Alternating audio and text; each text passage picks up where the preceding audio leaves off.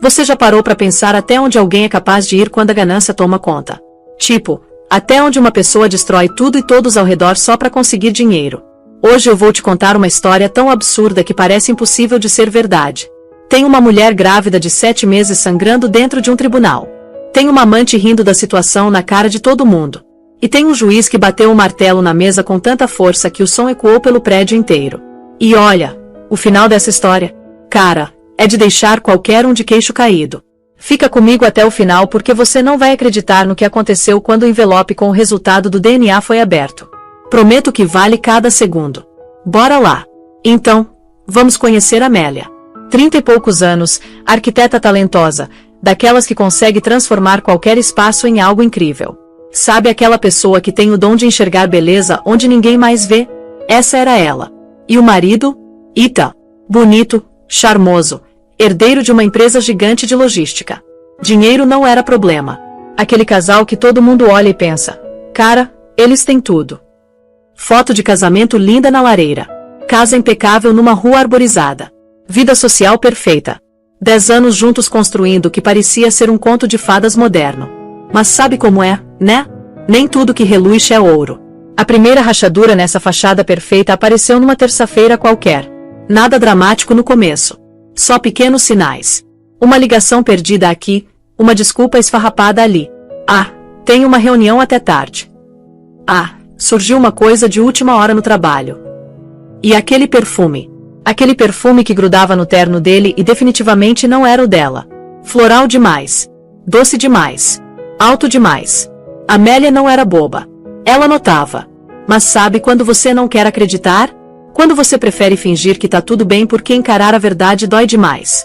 Então, ela tentou conversar. Tá tudo bem com você? Parece que você tá distante. E a resposta dele? Fria. Cortante. É estresse do trabalho. Você não entenderia. Olha, essa frase. Você não entenderia.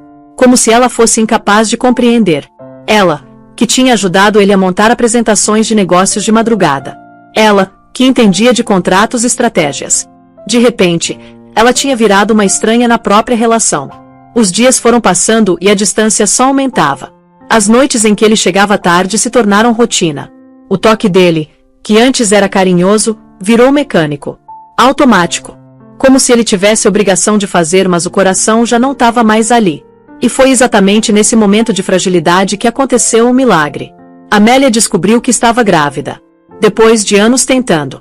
Depois de uma perda devastadora 2 anos antes que tinha deixado cicatrizes profundas na alma dela. Ali estava ela, segurando 2 traços cor-de-rosa num teste de farmácia, tremendo inteira. Lágrimas escorrendo. Coração aos pulos. Isso vai salvar a gente. Ela pensou. Isso vai trazer ele de volta. Sabe quando você se agarra numa esperança com tanta força que ela vira a única coisa que te mantém de pé? Era isso. Ela planejou tudo. Jantar especial. O bife que ele adorava. Vinho caríssimo que eles guardavam para ocasiões especiais. Ela colocou o teste dentro de uma caixinha linda e deixou do lado do prato dele. Quando ele chegou, mal olhou para a mesa. A gente precisa conversar. E nessa hora, o mundo de Amélia começou a desabar. Porque ela conhecia aquele tom de voz. Aquela expressão no rosto. Não era uma conversa. Era uma execução. Espera, eu também tenho uma coisa para te contar, ela disse, tentando segurar o momento. Uma coisa maravilhosa. Mas ele não estava interessado. Amélia, eu quero divórcio. Silêncio. Aquele tipo de silêncio pesado que suga todo o ar da sala. A caixinha em cima da mesa de repente parecia patética. Infantil. Fora de lugar. O quê? Não, a gente pode resolver isso. Seja lá o que for, a gente. Eu tô grávida, Ethan. A gente vai ter um bebê. Ela esperava surpresa. Alegria. Até confusão.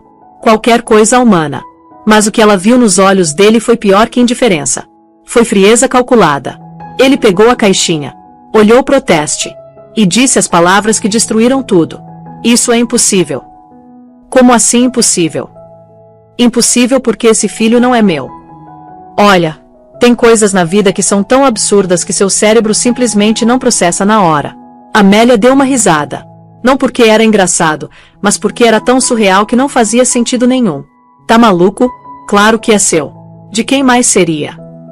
E foi aí que ele soltou a bomba. Isabela. 24 anos. Estagiária da empresa dele. Ele não falou com culpa. Não falou com vergonha. Falou como quem descreve um carro novo que acabou de comprar. Ele estava deixando Amélia por ela. Mas espera que piora. Eu fui no urologista há 6 meses, ele disse, empurrando uma pasta para ela. Dr. Peterson. Eu sou estéril, Amélia. Não posso ter filhos. Aquela perda que você teve 2 anos atrás? Foi até melhor assim. Amélia abriu a pasta com as mãos tremendo. Documentos oficiais. Carimbos. Termos médicos complicados. E no final de uma página, bem claro, azoospermia. Contagem 0 de espermatozoides. Agora para e pensa comigo. O homem com quem ela tinha dormido por 10 anos. O único homem que ela tinha conhecido intimamente na vida adulta. Tava ali, na cara dela, acusando ela de traição enquanto confessava que tinha uma amante. E ainda por cima usando um diagnóstico médico como arma. O divórcio vai ser simples, ele continuou, ajeitando a gravata como se tivesse discutindo o tempo. Você assina os papéis. A gente vende a casa. Você vai embora e começa sua vida nova com quem quer que seja o pai de verdade. Eu não vou pagar um centavo por um filho que não é meu. Ele não estava só terminando o casamento. Ele estava tentando destruir ela completamente. Arrancar dela a dignidade, a casa, o futuro. E mais importante, ele estava tentando apagar a existência da criança antes mesmo dela nascer. Mas Amélia não era fraca. E naquele momento, com a mão no ventre ainda plano, ela sentiu algo mudar dentro dela. Uma força que ela nem sabia que tinha. A luta tinha começado. A primeira reunião com a advogada foi um borrão de lágrimas e papéis amassados. Eleanor Vance. 50 e poucos anos. Olhar afiado que não deixava nada passar. Conhecida por ser implacável no tribunal. Ela ouviu tudo em silêncio. Cada detalhe. Cada acusação. Cada mentira. Quando Amélia terminou, Eleanor pegou o laudo médico que Ethan tinha dado e examinou com atenção sob a luz. Dr. Peterson. Laboratório credenciado. À primeira vista, isso aqui é irrefutável. Mas é mentira, Amélia sussurrou, apertando a barriga. Eu nunca estive com outro homem. Esse bebê é do Ethan. Eu sei que é. Eleanor respirou fundo e olhou nos olhos dela. Eu acredito em você. Mas precisa entender uma coisa, Amélia. Homens como Ethan não traem simplesmente. Eles constroem fortalezas de mentiras para proteger o patrimônio. Ele não tá só te deixando. Ele tá usando a cláusula de infidelidade do acordo pré-nupcial. Se ele provar que você traiu, fica com tudo. A empresa, a casa, os investimentos. E você? Não leva nada. A crueldade daquilo era de tirar o fôlego. Aquele papel que ela tinha assinado anos atrás, achando que era só uma formalidade, tinha virado uma arma apontada para a cabeça dela. E as semanas seguintes foram um inferno ambulante. O advogado do Ethan, um cara oleoso chamado Marcus Davis, começou uma campanha de assédio sistemática. Pediram lista de todos os homens com quem Amélia tinha conversado no último ano. Confiscaram registros telefônicos. Vasculharam e-mails. Procurando qualquer vírgula que pudesse ser torcida para parecer traição. Eles estavam construindo uma narrativa. Tijolo por tijolo. Pintando Amélia como uma mulher promíscua que tinha tentado enganar um homem estéril com o filho de outro. Enquanto isso, Isabela ostentava. Ela se mudou para o apartamento luxuoso do Ethan. Aquele que Amélia tinha ajudado a projetar. E as redes sociais dela viraram um desfile de vulgaridade. Selfies no conversível dele. Vídeos de compras caras. Fotos em restaurantes que costumavam ser o lugar deles. E teve um post em especial que foi uma facada no peito.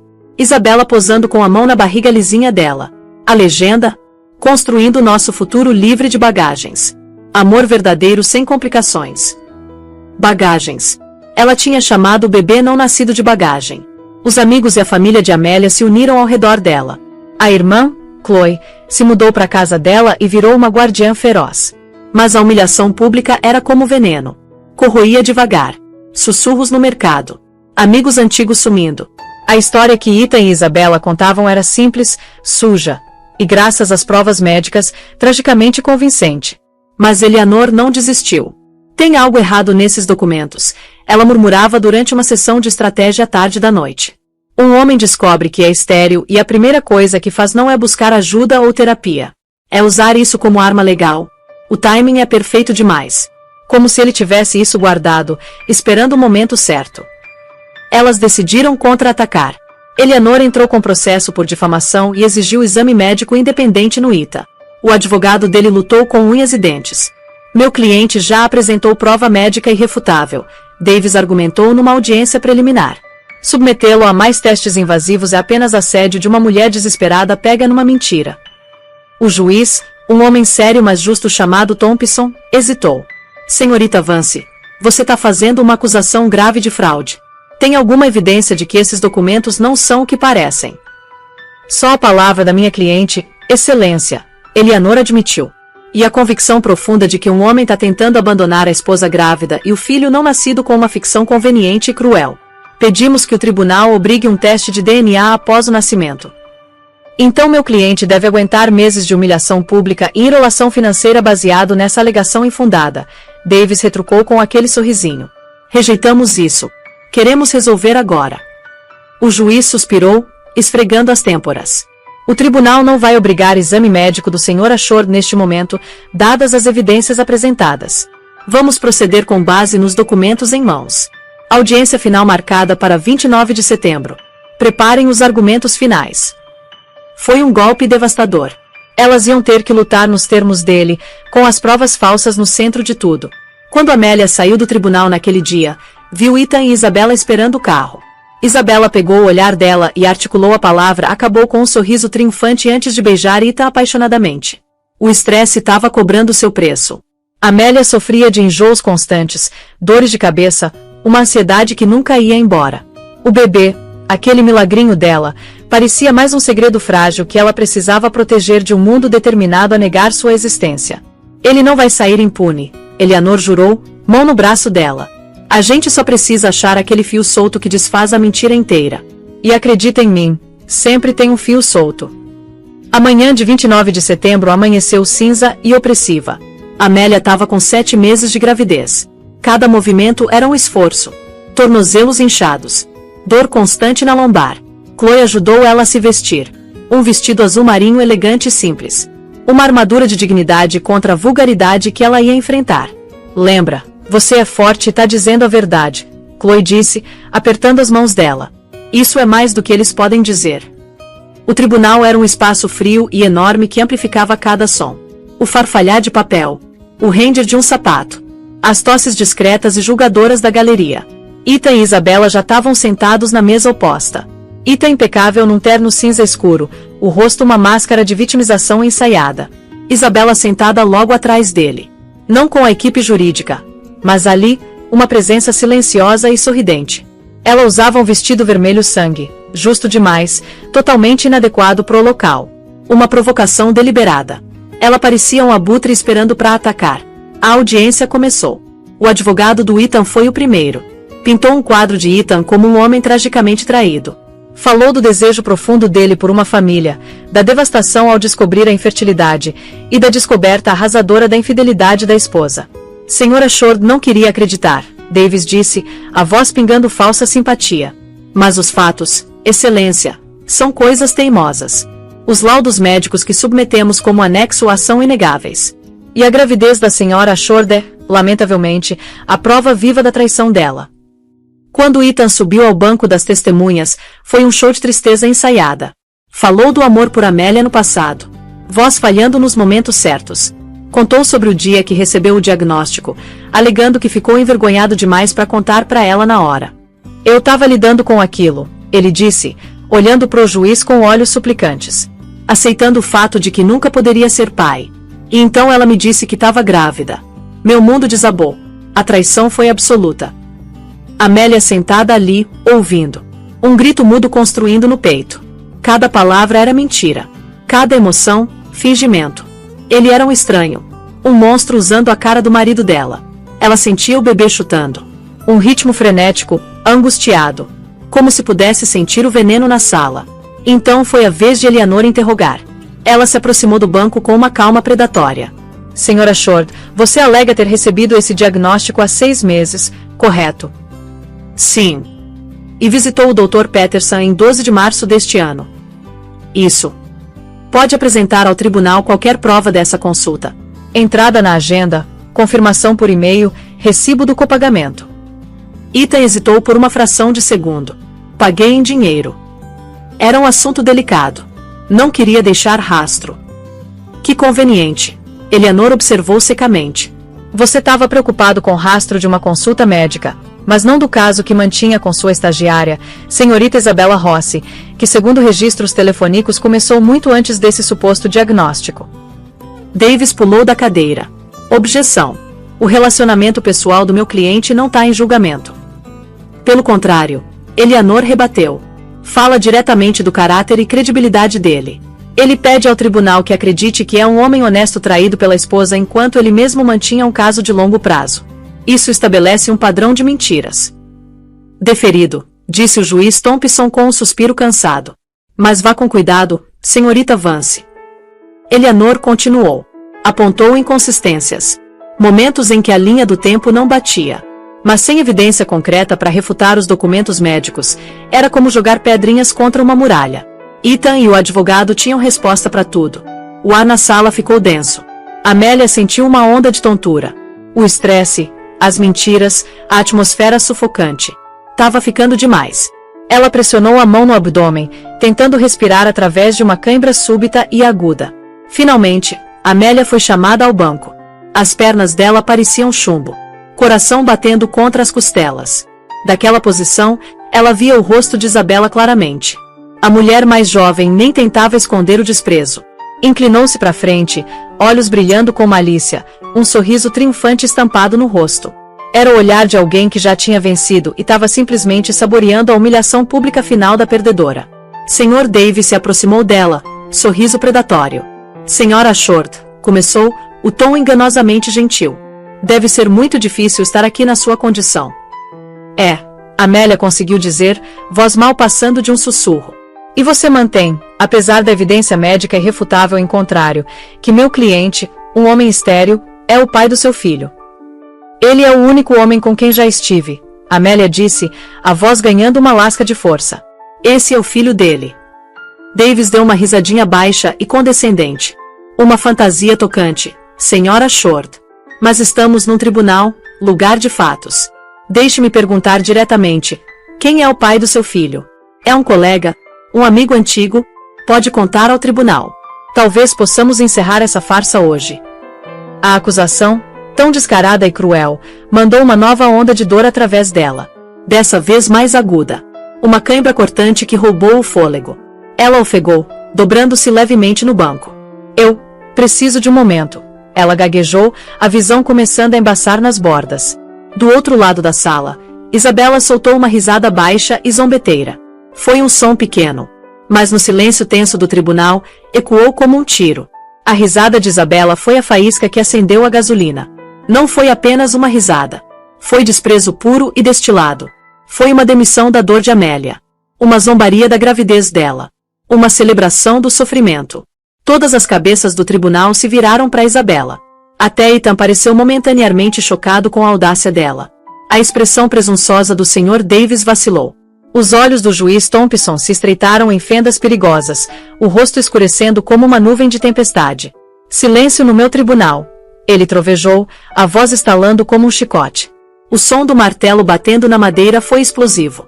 Mais um surto como esse, senhorita Rossi, e eu mando você ser removida e detida por desacato. O sorriso de Isabella sumiu, substituído por um lampejo de medo. Mas o estrago estava feito. O som tinha perfurado a alma de Amélia, torcendo a faca da humilhação mais fundo. E então a dor intensificou. Não era mais cãibra. Era uma sensação aguda e dilacerante de fogo se espalhando pelo abdômen. Uma onda de náusea e terror bateu nela. Ela olhou para as próprias mãos agarrando a borda do banco e depois mais embaixo. Uma mancha carmesim escura começava a florescer na frente do vestido azul marinho. A respiração falhou. Um grito estrangulado escapou dos lábios dela. Meu Deus! Eleanor Vance levantou num instante. Excelência, minha cliente precisa de assistência médica agora. O tribunal explodiu em caos. Chloe gritou da galeria. Um oficial já estava no telefone chamando paramédicos. O juiz Thompson estava de pé, o rosto uma máscara de alarme e fúria, gritando por ordem. O mundo de Amélia encolheu para um pontinho de terror. Os rostos ao redor embaçaram. Os sons viraram um rugido distante. As únicas coisas em que ela conseguia focar eram a dor lancinante implacável e a visão horripilante do sangue se espalhando. Meu bebê, ela pensou. Um grito frenético e primitivo na mente. Não, não, não, meu bebê. Através da névoa do pânico, os olhos dela instintivamente encontraram Ita. Ele estava de pé, o rosto pálido, um olhar de choque genuíno finalmente quebrando a fachada composta. Mas não era preocupação que ela via ali. Era aborrecimento. Inconveniência. O colapso dela era uma disrupção no plano perfeitamente orquestrado. E então o olhar dela deslizou para Isabela. Enquanto todo mundo estava em estado de alarme, Isabela simplesmente observava. O medo inicial da reprimenda do juiz tinha ido embora. No lugar, um olhar de fascínio frio e mórbido. Quando os olhos de Amélia encontraram os dela, os lábios de Isabela se curvaram apenas por um segundo num sorrisinho triunfante minúsculo. Era um olhar que dizia, bom, deixa a bagagem se resolver sozinha. Aquela única expressão fugaz de malícia pura foi a última coisa que Amélia viu antes da visão fazer um túnel pro preto e ela desmaiar no banco das testemunhas. O tribunal virou um turbilhão de movimento. Paramédicos entraram correndo, gritando termos médicos enquanto cuidadosamente levantavam Amélia numa maca. Eleanor estava ao lado dela, a compostura profissional destroçada, o rosto marcado por medo e raiva. O juiz Thompson bateu o martelo de novo e de novo. Este tribunal está em recesso até segunda ordem. Esvaziem a sala. Todo mundo para fora. Enquanto os paramédicos levavam Amélia embora, um rastro de gotículas vermelho vivo marcava o caminho. Eleanor parou na porta. Virou-se e fixou Ita em Isabela com um olhar tão venenoso que podia ter azedado o leite. Vocês fizeram isso. Ela sibilou, a voz baixa e tremendo de fúria. Os dois. Espero que estejam orgulhosos. Ita estremeceu, mas Isabela simplesmente levantou uma sobrancelha perfeitamente esculpida, a imagem da inocência despreocupada. As portas do tribunal se fecharam, deixando para trás uma cena de desordem e um cheiro metálico persistente de sangue.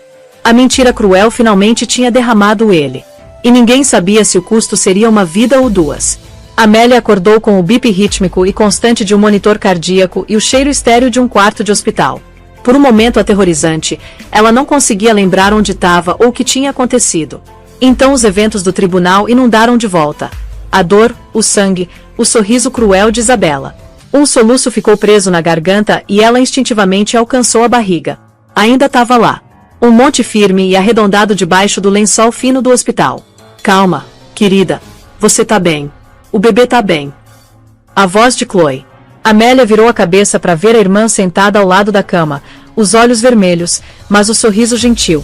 Eleanor Vance estava perto da janela, braços cruzados, expressão sombria. O bebê. Amélia sussurrou, a voz áspera. Um lutador, igualzinho à mãe. Chloe disse, voz grossa de emoção. O médico disse que foi uma hemorragia subcoriônica causada por estresse extremo. Conseguiram parar o sangramento, mas você tá de repouso absoluto. Precisam te manter em observação. Alívio tão potente que pareceu uma onda física lavou Amélia. O bebê estava salvo. O terror começou a recuar, substituído por uma raiva fria e latejante. O estresse que tinham colocado nela, a campanha deliberada e maliciosa de crueldade, quase tinha custado tudo. Eleanor caminhou até a cama. Amélia. Ela disse, voz firme. O que aconteceu hoje foi imperdoável.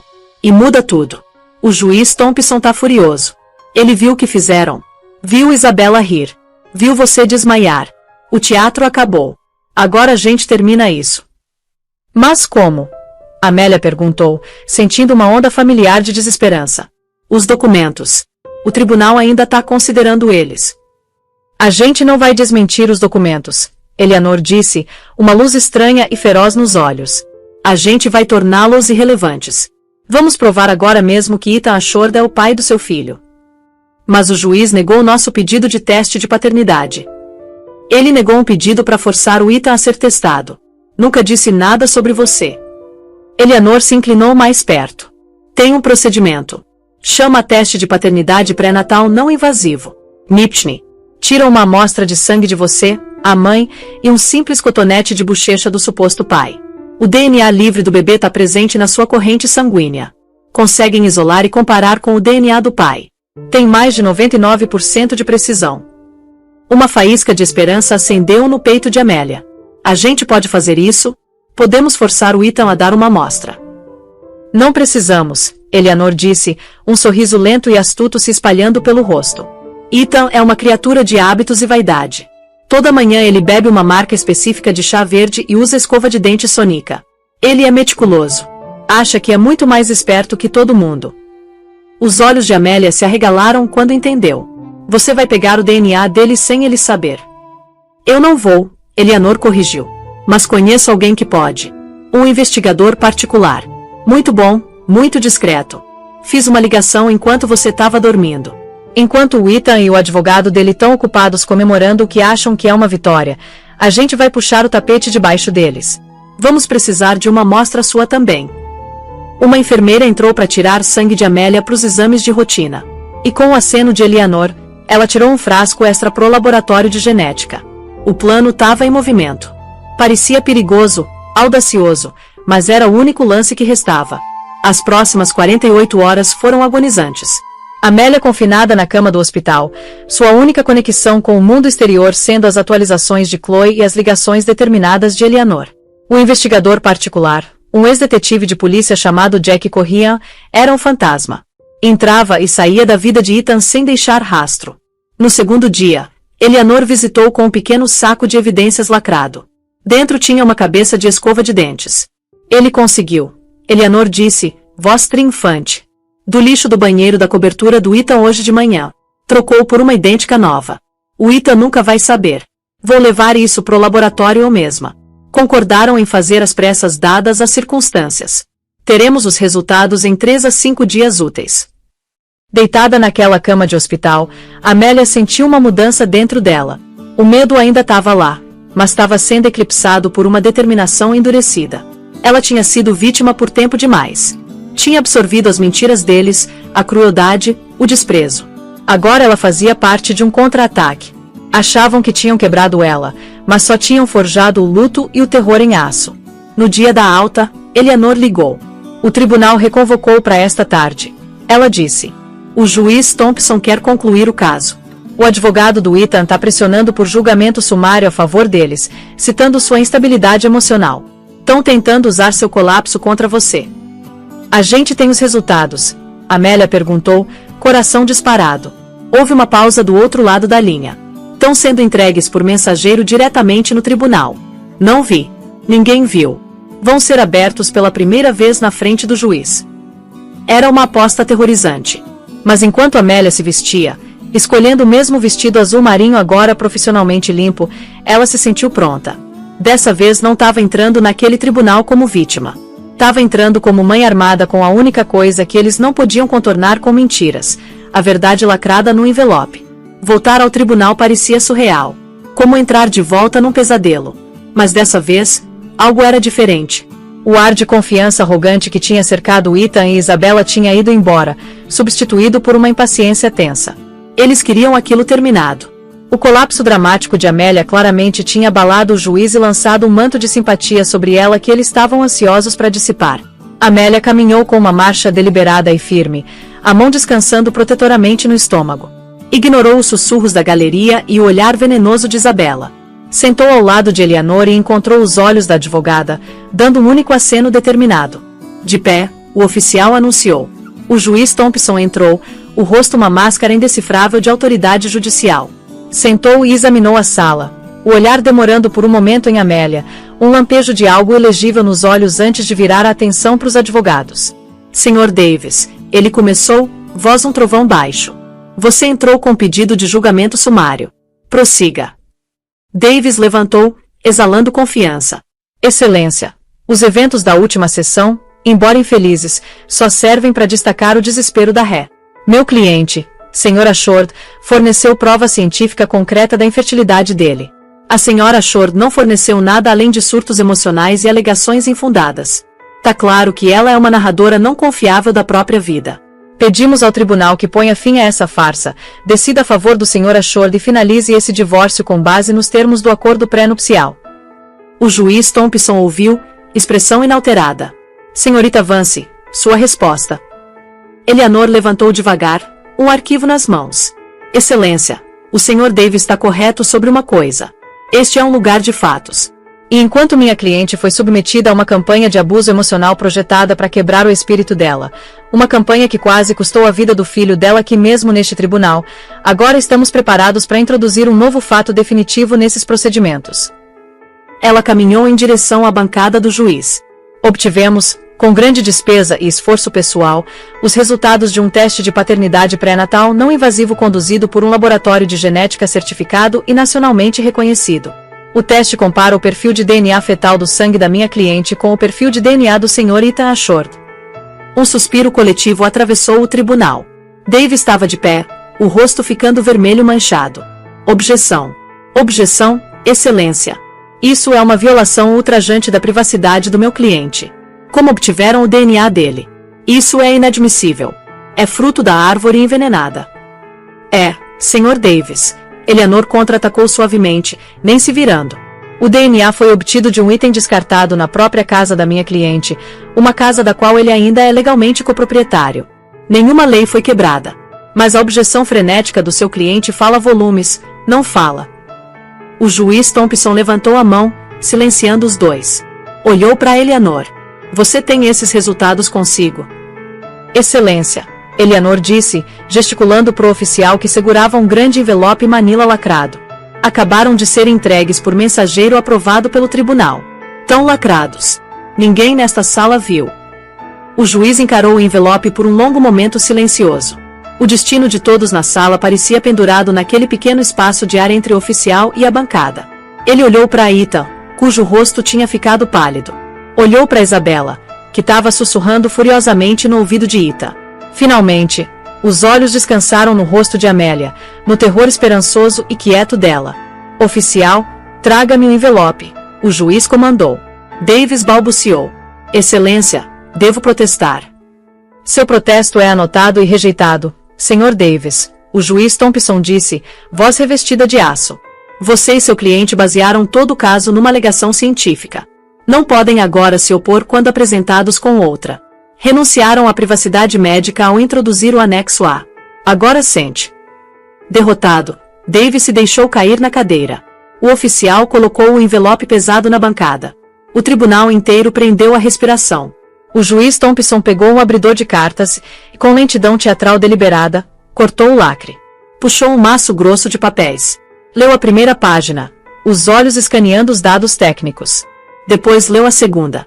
A expressão permaneceu neutra, mas o músculo pulsou na mandíbula. Ele ergueu o olhar varrendo o tribunal antes de pousar direto em Ethan Ashford. Sr. Ashford, o juiz disse, voz perigosamente quieta. Todo o seu caso se baseou no anexo A, um laudo médico afirmando que você tem azoospermia e é medicamente estéril. Sim, Excelência, isso está correto. Ethan disse, voz apertada. O juiz Thompson levantou o papel na mão. Segurou por um momento. Então, com um movimento violento súbito, bateu ele na superfície da bancada. O som ecoou como um tiro na sala silenciosa. Isabela pulou. Ethan estremeceu como se tivesse sido atingido. Então pode explicar a este tribunal. O juiz rugiu, a voz agora um berro poderoso e furioso que sacudiu as próprias paredes, porque este laudo de DNA afirma que há uma probabilidade de 99,999% de que você é o pai biológico do filho não nascido de Amélia Ashford. O mundo parou. Amélia sentiu lágrimas brotarem nos olhos. Lágrimas de vindicação, de alívio, de puro e absoluto triunfo. Ao lado dela, Eleanor apertou sua mão, um sinal silencioso de vitória. Do outro lado da sala, o queixo de Isabela caiu, o rosto perfeitamente maquiado contorcido numa máscara de descrença e horror. Ela encarou Ethan, os olhos arregalados de fúria e traição. E Ethan simplesmente quebrou. A máscara do marido charmoso e injustiçado estilhaçou em 1 milhão de pedaços. A cor drenou do rosto, e ele encarou a bancada do juiz como se estivesse olhando pro próprio carrasco. O arquiteto da mentira tinha acabado de ver toda a fortaleza desmoronar em pó ao redor dele. As palavras do juiz ficaram penduradas no ar. Uma sentença de morte para as mentiras de Ethan. O tribunal, que tinha segurado a respiração coletiva, exalou numa cacofonia de sussurros frenéticos e suspiros chocados. Para Amélia, o som daqueles 99,999% não era só um número. Era o som do mundo dela encaixando de volta no lugar. Era o som do filho dela sendo reconhecido, da própria integridade sendo restaurada. Lágrimas, quentes e silenciosas, escorriam pelo rosto. Não lágrimas de tristeza, mas de uma vindicação tão profunda que parecia um peso físico sendo tirado da alma. Do outro lado da sala, a fortaleza de mentiras que Ethan tinha construído tão cuidadosamente não foi apenas violada. Foi vaporizada. O advogado dele, Sr. Davis, parecia que tinha levado um soco. O rosto, normalmente uma máscara de confiança oleosa, tinha virado um cinza pastoso e manchado. Ele mexia nos papéis com mãos tremendo, como se uma resposta pudesse ser encontrada na tinta, a mente visivelmente se esforçando para achar apoio numa paisagem que tinha acabado de colapsar num abismo. Ele era um oficial do tribunal que tinha, conscientemente ou no mínimo com cegueira proposital, apresentado evidência fraudulenta. A carreira dele estava passando diante dos olhos. Mas foi a reação de Isabela que foi a mais espetacular. O queixo dela, que tinha caído em descrença, fechou com força. A máscara da parceira elegante e solidária não apenas escorregou, ela arrancou e tocou fogo. O rosto lindo, uma ferramenta que ela tinha manejado com tanta precisão, se contorceu numa máscara de fúria reptiliana pura. Ela se lançou em direção a Ethan, a voz não mais um sussurro sedutor, mas um guincho venenoso que cortou o tribunal atordoado. Você me disse que era estéril. Jurou pra mim. Sentou do outro lado da mesa no restaurante mais caro desta cidade, olhou nos meus olhos e jurou no túmulo do seu pai que não podia ter filhos. Aquilo foi mentira também? Tudo isso foi mentira. Senhorita Rossi, você vai se controlar ou mando amordaçar e deter por desacato. O juiz Thompson trovejou, voz uma onda gigante de autoridade que momentaneamente a silenciou. Mas o foco dele agora estava fixo em Ethan com uma intensidade que era aterrorizante de contemplar. Senhora Short, o juiz disse, a voz caindo de volta para aquele nível perigosamente calmo que precede uma tempestade. Este tribunal foi apresentado com duas peças contraditórias de evidência científica. Uma delas é mentira. Uma delas foi fabricada e submetida com a intenção expressa de fraudar este tribunal, difamar uma mulher e renegar sua própria carne e sangue. Isso, senhor, é perjúrio. É crime grave e acarreta sentença de anos de prisão. Ethan, cujo rosto estava branco como uma folha, começou a gaguejar. Parecia um fantoche cujas cordas tinham sido cortadas. Eu não entendo. O laudo, Dr. Peterson, deve ser um engano. O laboratório, talvez fizeram um erro. Ele olhou desesperadamente para o advogado, mas Davis se recusou a encontrar o olhar, subitamente fascinado por um ponto no chão. Foi naquele momento de negação patética e errante que Eleanor Vance se levantou. Ela não se moveu com triunfo, mas com o propósito sombrio de um cirurgião prestes a realizar uma incisão final necessária. Este era o golpe final dela. Excelência, ela disse, voz clara e cortante, ressoando com o comando absoluto da sala. Não há erro, e acredito que posso lançar luz sobre essa aparente contradição.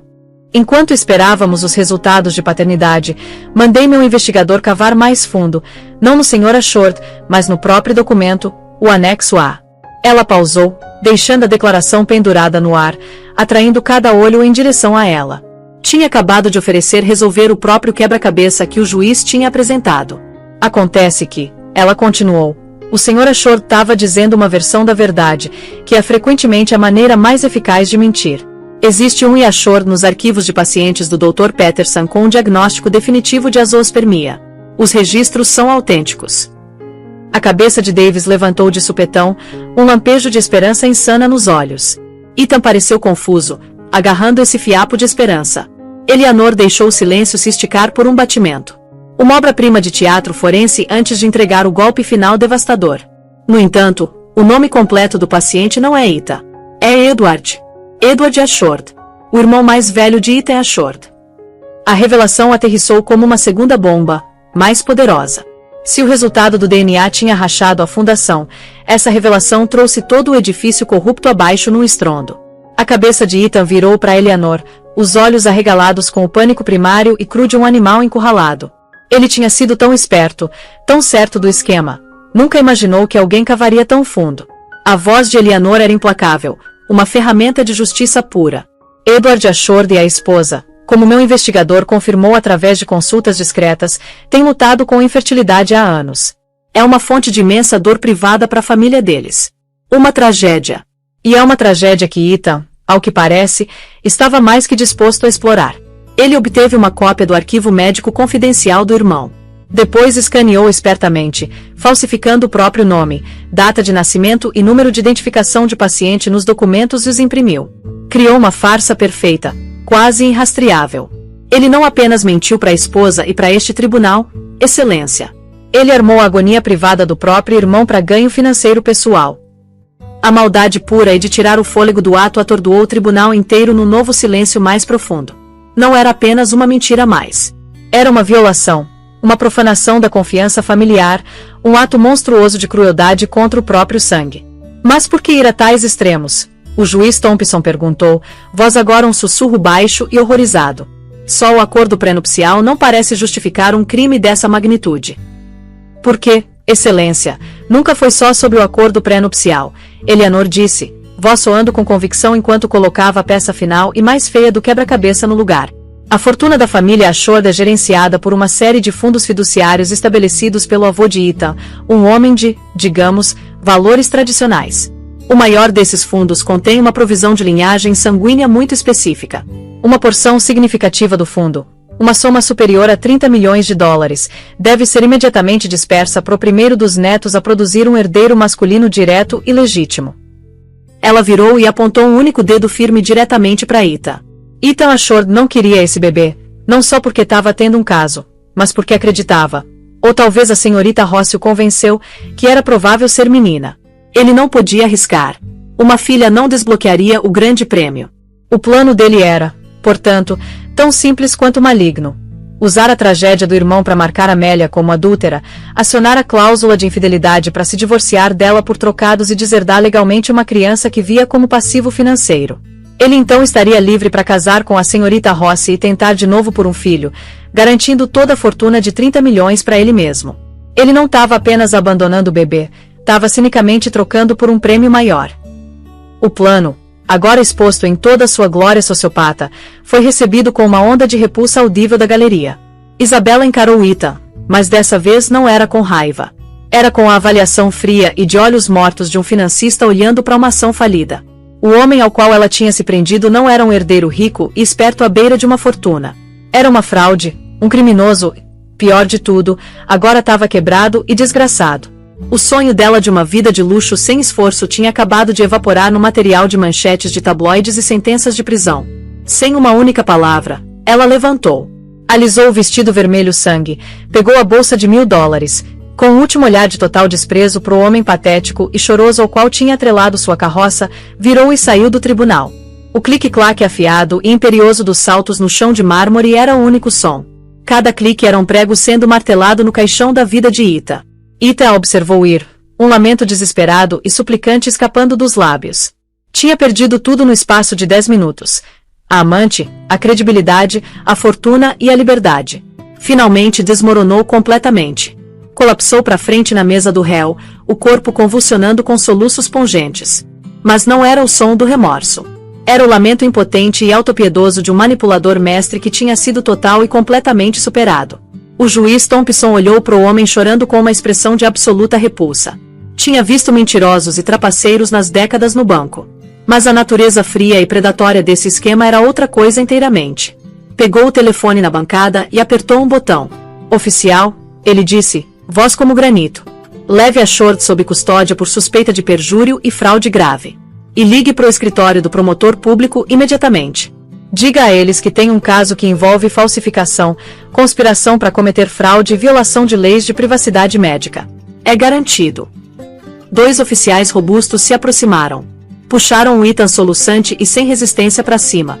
Enquanto algemavam as mãos dele atrás das costas, o clique metálico selou o destino. Amélia encontrou os olhos dele uma última vez. Esperava sentir uma onda de ódio, de alegria triunfante. Em vez disso, tudo que sentiu foi uma pena profunda e cansada. Ele não era um monstro. Monstros eram poderosos. Era apenas um homem pequeno e oco, tão consumido pela ganância que tinha destruído tudo, incluindo a si mesmo. Enquanto levavam embora, o terno caro agora parecia uma fantasia patética. Um único pensamento silencioso trouxe um sorriso triste e fraco para os lábios de Amélia. Ele tinha feito todo aquele esforço, construído aquela montanha de mentiras e destruído tantas vidas, tudo na busca de um herdeiro masculino. E a linda criança inocente chutando gentilmente no ventre dela, aquela que ele tinha tentado apagar, era, como o ultrassom tinha mostrado para ela semana passada, um menino. A história daquele dia no tribunal virou uma lenda silenciosa nos círculos jurídicos. Um conto de advertência sobre ganância e a incrível resiliência da verdade. Ethan Ashod foi condenado por perjúrio e fraude, os crimes contra o fundo fiduciário da família adicionando anos à sentença.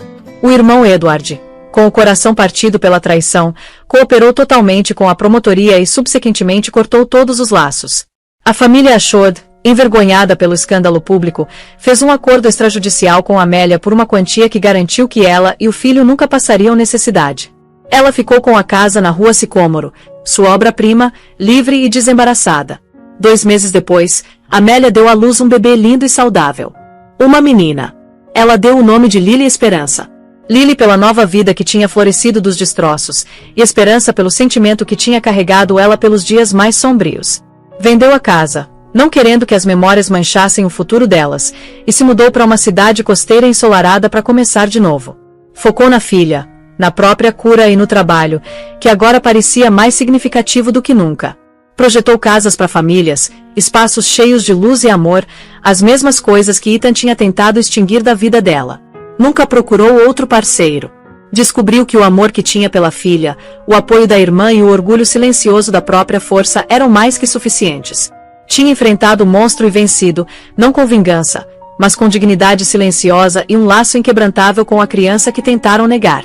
A vitória dela não foi na queda de Ethan, mas na própria ascensão das cinzas, mais forte e mais completa do que nunca, com a linda filha, a prova viva e respirante da verdade, dormindo tranquilamente nos braços dela. E aí está. Uma história que prova que mesmo diante da crueldade e engano mais calculados, a verdade tem um poder só dela. A jornada de Amélia de esposa despedaçada a mãe guerreira é um testemunho da força incrível que podemos encontrar dentro de nós mesmos quando temos algo precioso pelo que lutar. Agora me conta. Você já viu alguém subestimar completamente a pessoa que estavam tentando destruir? O que você teria feito na posição de Amélia? Deixa nos comentários aqui embaixo. A gente lê cada um deles.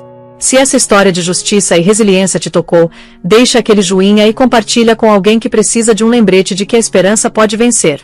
E não esquece de se inscrever e ativar o sininho para não perder nenhuma outra história de verdade triunfando sobre mentiras. Valeu por ter ficado até aqui. Até a próxima!